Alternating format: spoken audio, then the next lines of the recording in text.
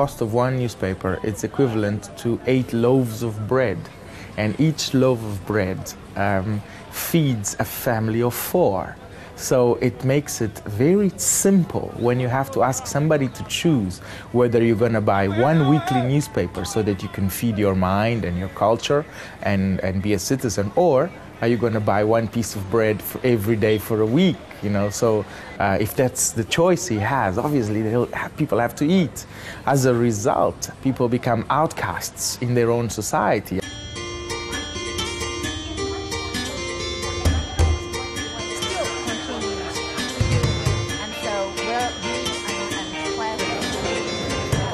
I'm Erik Charas. I'm a Mozambican, I believe, entrepreneur, social entrepreneur, activist. I care about where I come from, and I care about change.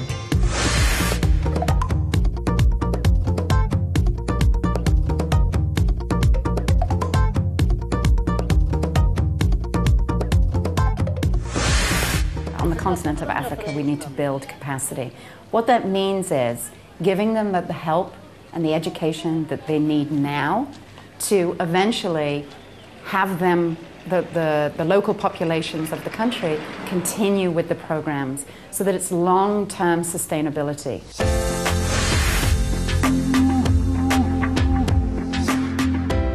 My name is Kate Roberts, and I work for an organization called PSI Population Services International, and we focus on delivering much-needed health products and services to vulnerable populations around the world.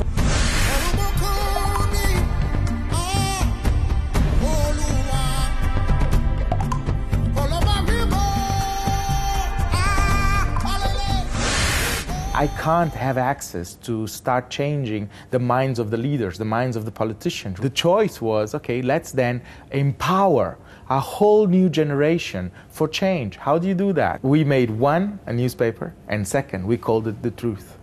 I mean, we review the latest gadgets, the best phones. Everybody likes it. Who doesn't like to read about the iPhone and the iPad? Just because you're poor doesn't mean you don't want to know about the great things out there. People need to know the context that we all exist globally. But we also provide, in the same edition, information on health. Basic health. We work on issues such as HIV/AIDS, malaria, waterborne diseases such as cholera and diarrheal disease, and reproductive health.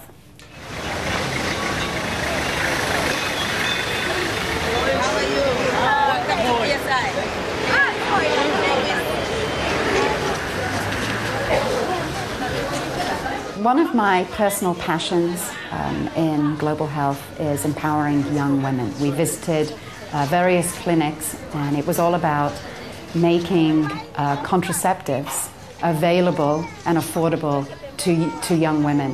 Do you also do the testing, the HIV testing at the schools and here? Yes. Okay. When you think that countries like ours in Africa still have people dying of cholera, and cholera, it's something that's been eradicated for long. It's not something we don't know how to deal with. It's basically cleanness. So if we provide that as an information, people can act on it to benefit their own future.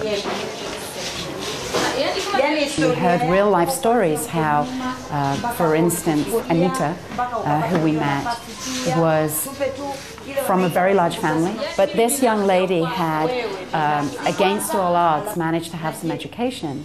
Now she is married, she's 32, she is a village leader in her community around reproductive health, and she only has 2 children.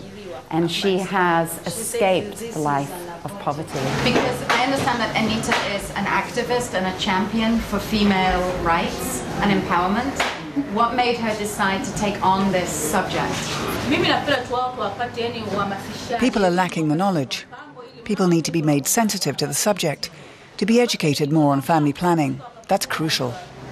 When we came in, Not only we were not charging for it, we were making it free, except only 1 copy per person. We were making news where people saw it themselves. Instead of reporting the World Bank signed a $120 million agreement with governments, we were saying, how is that signature is going to improve people's lives? It's been rated as the biggest newspaper in the country. We took information on elections, current news, who the candidates were, the differences. If you educate the majority of the population, they will make informed choices. Now the politicians fear that a little bit.